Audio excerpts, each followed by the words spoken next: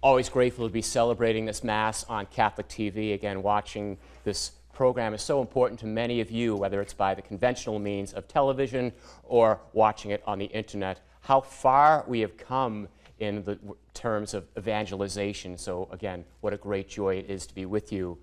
Sticking with the TV theme for a little moment, how many cable channels and satellite stations do we have? Hundreds, right? This week, it was announced that one of the most popular shows on HGTV, Fixer Upper, was entering their 5th and final season. People are very saddened by that because it's a great program. My parents watch it, as do people in my family. My sister is a big fan as well. This lovely couple from Waco, Texas, take some dilapidated homes and they transform them aesthetically and architecturally into wonderful showplaces. They save homes that look hopeless, renovate imperfect ones, and revealing them as what they are always intended to be. Perhaps in your own home, this is a little spiritual oasis for you, where you watch TV. You maybe have a prayer corner with some spiritual reading, the Bible, the Rosary, Chaplet of the Divine Mercy. We all need sacredness in our homes.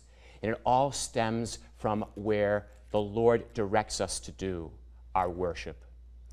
Keeping in mind our older brothers and sisters in faith, our Jewish brothers and sisters, in 24 hours will be celebrating the great Day of Atonement, Rosh Hashanah.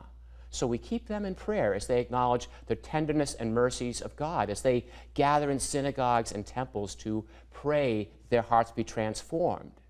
Our first reading this morning is from the obscure prophet Haggai, and it is written after the Babylonian exile, which occurred for 10 years. And the Babylonian exile ended in the year 538.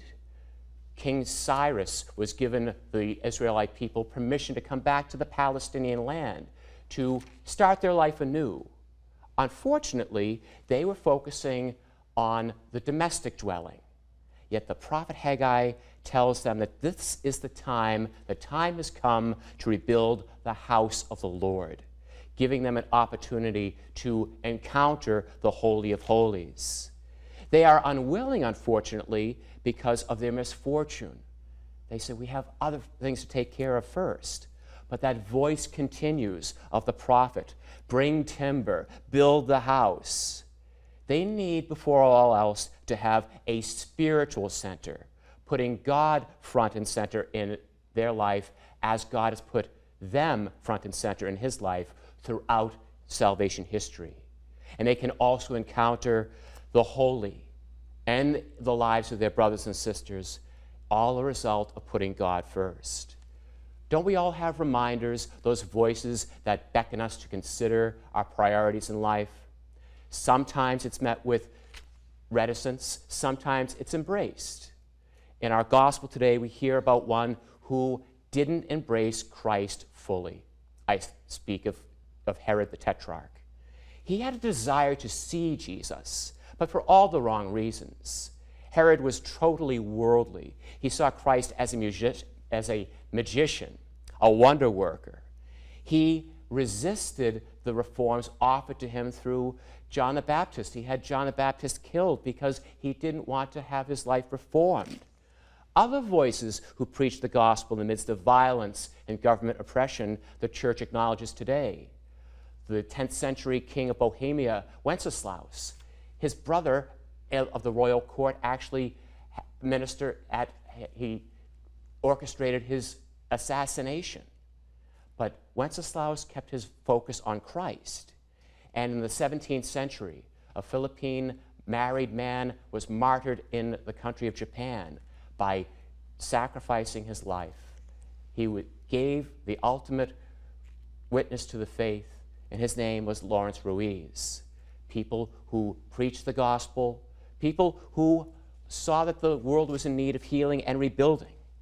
Like the temple of ancient Jerusalem, like the temple that Babylon was focusing on, our world needs rebuilding.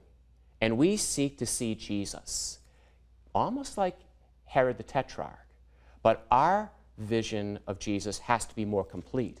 We must see Jesus as the one who is the total presence of God in our world, the power of God who is active in our lives, the power of God made present in this church's Eucharist at this very moment, bread and wine that are transformed to help our dwelling, the structure of our bodies and souls, the structure of our country, our church, and our homes to feel the compassion, mercy, and love of Christ. And we cannot do that without seeing Christ in his suffering and his death as a way of our life. On this day, we thank the Lord for gathering us and giving us an opportunity to enter into the sacred, these mysteries prepared for us from the foundation of the world.